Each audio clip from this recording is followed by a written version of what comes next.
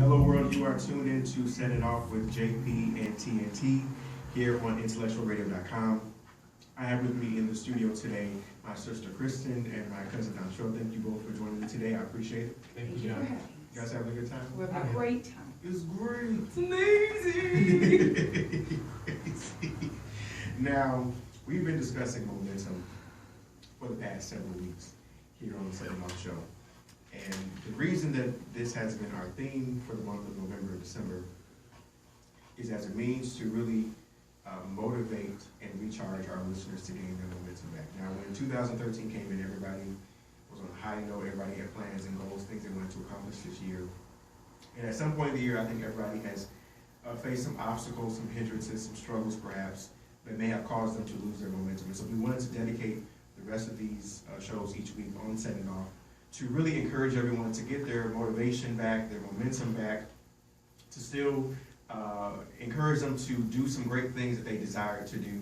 Now, at the beginning of December, when we carried this theme over, I was telling everyone that they still had time to get a lot done. A lot of people choose to wait until January 1st or January to enact these resolutions or these plans that they have. But the right time to do anything is always now. You can always start now with whatever you plan to do, whatever you desire to do. And so the book, Momentum, The Cutting Edge for Winning, has served as the basis for the discussion that we've had the past several weeks. Now, I'm going to recap briefly some of the different topics of the book that we've discussed. We define momentum, what momentum is. We talked about the dangers of being complacent or stagnant. We discussed how important it is to deal with the issues of your past so that they don't prevent you from moving forward with momentum. We also addressed what the book defines as momentum blockers, which are things, people, or emotions that can hinder your momentum. We've also discussed the importance of having positive people and connections in your life who can help push you forward.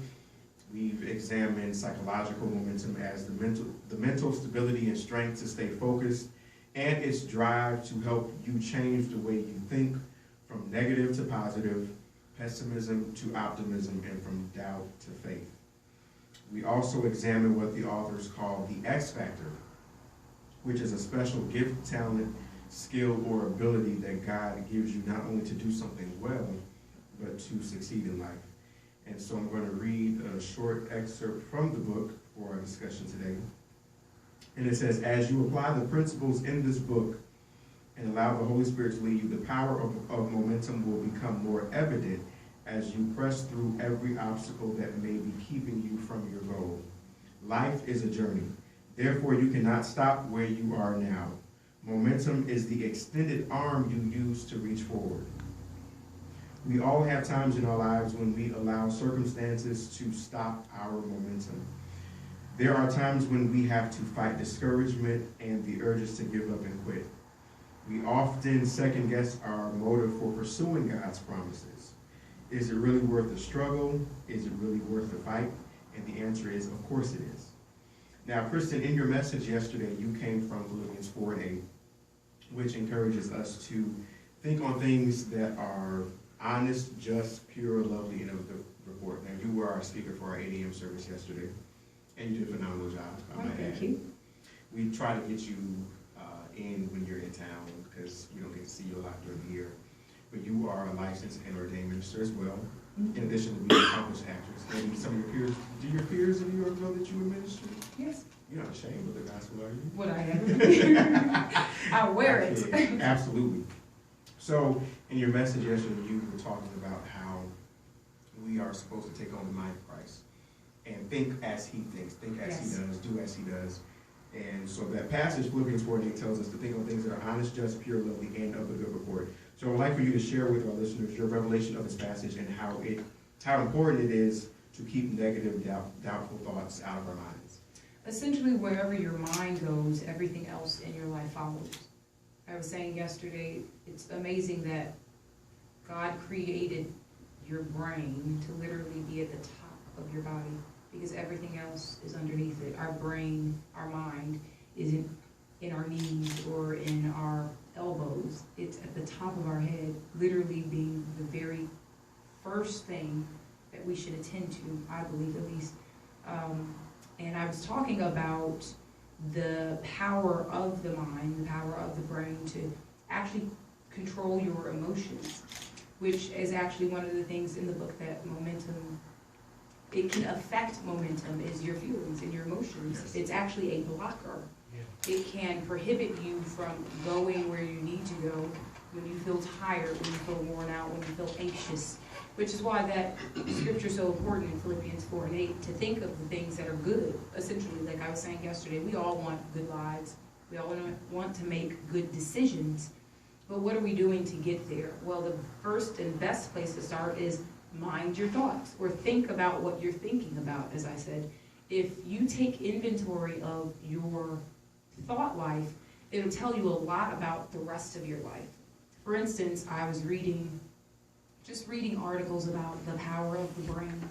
And one of the things that I saw online, I read an article that people who are mentally healthy tend to live longer lives because mentally healthy bleeds into physically healthy. So if I'm mentally healthy, I'm making choices that align with that. So I'm eating better, I'm exercising, I'm choosing friendships and relationship and business partnerships that are conducive to the life that I want to live. I want to live a healthy, whole, beautiful, gracious, even simple life. Like, the more simple you can make your life, the better. You don't need a whole, obviously when you're younger, you tend, because you know I am a little bit older. You are. I had a birthday, everybody. It's not too late to send gifts, by the way. My birthday was December 26th. But nonetheless, when you're younger, you tend to feel like you need tons of things. Yes. Yeah.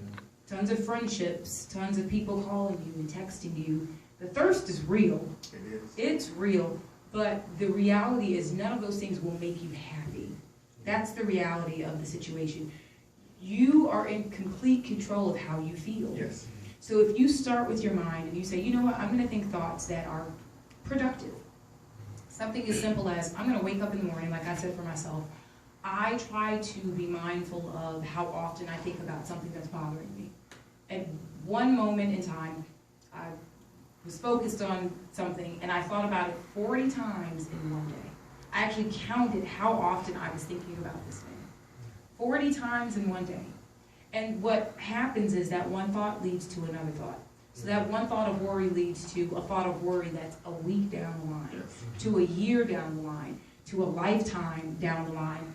And you're sitting up there eating dinner or getting your hair done or watching TV and your mind is somewhere completely different. So it is a challenge, and it's actually something that you have to exercise. You have to exercise thinking good thoughts. You have to exercise thinking, you know, I'm good at what I do. Regardless of maybe not having a good day, tomorrow will be a better day. These are all positive thoughts.